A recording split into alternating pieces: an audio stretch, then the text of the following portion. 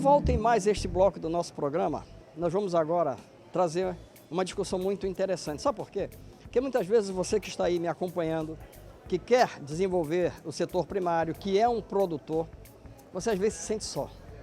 Se sente às vezes desamparado por falta de mão de obra, por falta de apoio, por falta de financiamento, etc, etc. É por isso que neste bloco nós vamos conversar com o Luiz Herval, que é gerente do IDAM, aqui em Manaus, mas que atua em todos os municípios do estado do Amazonas, para que você conheça como o IDAM atua, ok? Para que você possa definir como é que eu posso me apropriar dos serviços do IDAM. Então, Luiz, estamos satisfeitos em ter você aqui no Zona de Desenvolvimento. Professor Jorge, satisfação, mais uma vez, nós estávamos contribuindo com esse programa, mais um programa da AmazonSat. Isso. E estamos aqui para poder esclarecer um pouco da ação do IDAM no interior do estado do Amazonas, né? O IDAM é uma empresa prestadora de serviço, né? Onde nós prestamos o serviço de assistência técnica de extensão rural e florestal também, através das metodologias de extensão rural. Hoje nós estamos presentes em todos os 62 municípios do estado do Amazonas, sendo que em 4 desses municípios nós temos 2 escritórios. Então nós temos 66 unidades locais atuando em todo o estado com os agricultores familiares, principalmente em todas as fases, né, no que diz respeito à produção de hortaliça, à produção de frutas, o pescado, a piscicultura, a parte florestal. Esse é o nosso principal trabalho, trabalhar as atividades, trabalhar a parte técnica, trabalhar a parte educacional junto a esse público dos agricultores familiares. Como é que está sendo feito isso aí? Efetivamente, como é que está acontecendo esse apoio, essa ajuda do IDAM para o produtor? Isso dá-se da seguinte forma. Inicialmente, o agricultor que está necessitando de um apoio técnico, né? Ele às vezes necessita de um curso na sua comunidade, ele procura uma dessas 66 unidades locais do IDAM para estabelecer uma conversa inicial com a equipe técnica, a equipe administrativa da unidade local. Após isso, nós marcamos, né, de visitar aquela comunidade, visitar aquela propriedade, baseado naquela informação inicial que o produtor nos forneceu, para que a gente tenha como realizar aquela atividade que ele está nos solicitando. Hoje existe uma demanda imensa, professor Jorge, em função dessas políticas públicas que existem, né, do governo federal, governo estadual e governos municipais, no que diz respeito, por exemplo, à emissão das DAPs, né, que é a Declaração de Aptidão ao PRONAF, questões relacionadas ao benefício do produtor tirar uma carteirinha do produtor rural. Quando ele vai comprar determinados insumos, ele tem desconto e isenção total do ICMS. Nós também estabelecemos várias parcerias com outras instituições, como a Conab, né, para a compra de milho subsidiado. Tudo isso passa através do IDAM. O programa de regionalização da merenda escolar do governo estadual, através da ADS, nós, junto com a ADS, escolhemos esses produtores, explicamos como que funciona o programa, como se dão as entregas, a questão da preocupação com a qualidade desses produtos que vão alimentar o futuro desse nosso Amazonas, que são as crianças, né?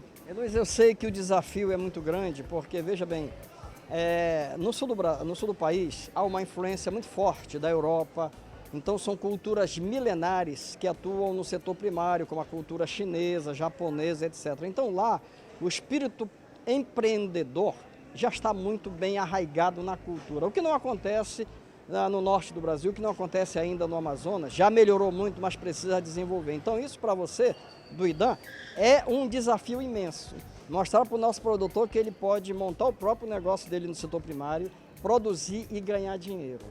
Então aí você tem esse fator cultural associado à dimensão do Amazonas, né?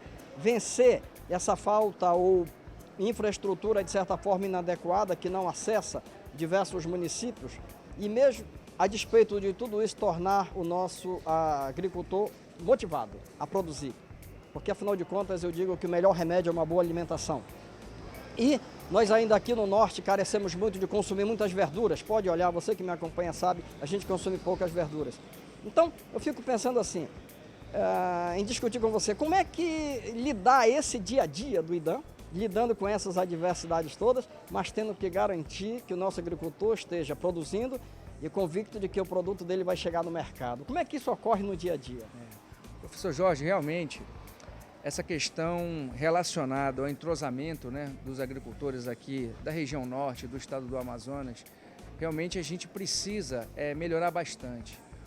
Hoje, o governo, em todas as suas esferas, são cobradas e os agricultores também precisam realizar a sua parte.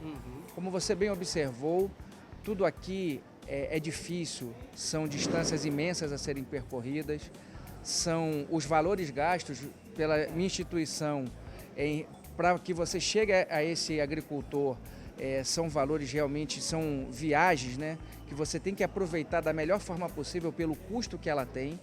E a gente precisa realmente que essa organização, que os agricultores entendam que esse fortalecimento só haverá realmente o dia que eles tiverem essa união, né, para que tudo fique mais fácil, para que o nosso serviço prestado em grupo seja melhor, para que eles, na hora que estejam sonhando com determinada atividade naquela comunidade, para que eles possam, por exemplo, comprar esses insumos de forma conjunta, não vender de forma individual, que aí tudo que o atravessador quer, né, porque eles ficam enfraquecidos, e se juntar àquela produção para poderem pagar até um barco, vamos dizer assim, que seja menos oneroso a todos eles, chegarem em Manaus, poderem ter um maior poder de barganha, e fazendo isso, você trabalhando toda essa situação, a gente vai poder facilitar bastante a vida desses agricultores.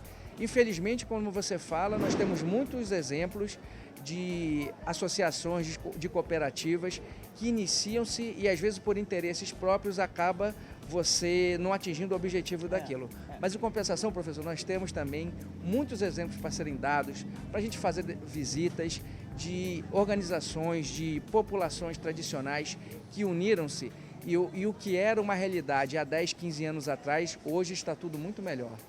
Entendeu? Isso é interessante, inclusive, quando a gente compara uma realidade com a outra, não é para dizer que uma é melhor do que a outra, não, é porque são características diferentes.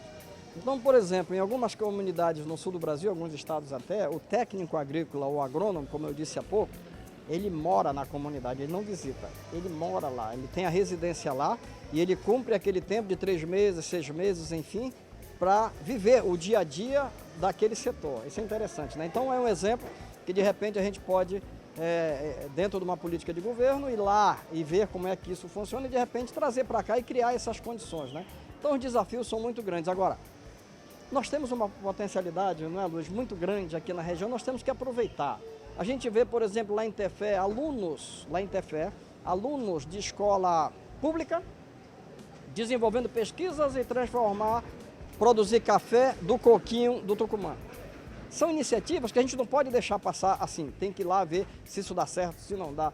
Você pega a pupunha e produzir a farinha e transformar a farinha em pizza, transformar a farinha em pão, e isso gera outra cadeia produtiva, né? Então o IDAM eu vejo que tem um papel importante nesse momento da vida da produção no nosso estado. É por aí a coisa, né?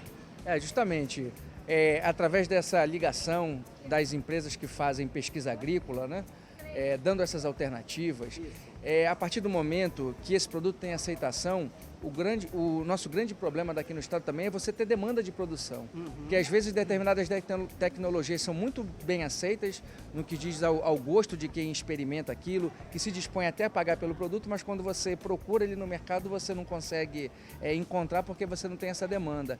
Então a gente precisa fortalecer bastante isso e a assistência técnica é a ferramenta adequada também, junto com o trabalho do agricultor, junto com a pesquisa agropecuária, para que isso tudo se realize. Então na realidade você vê que o Luiz está reforçando o nosso entendimento de que os desafios são grandes e eles vão ser vencidos e temos condições de vencê-los na medida em que os diversos entes sociais se unirem. O governo do estado, as universidades, as associações, enfim, dar as mãos para que a gente possa realmente desenvolver o nosso setor primário de forma social e ambientalmente correta. Luiz, muito obrigado por ter participado aqui do nosso programa, trazendo essas informações, e no próximo bloco nós vamos discutir com você um pouquinho mais de como desenvolver o setor primário aqui no estado do Amazonas. É só um instante.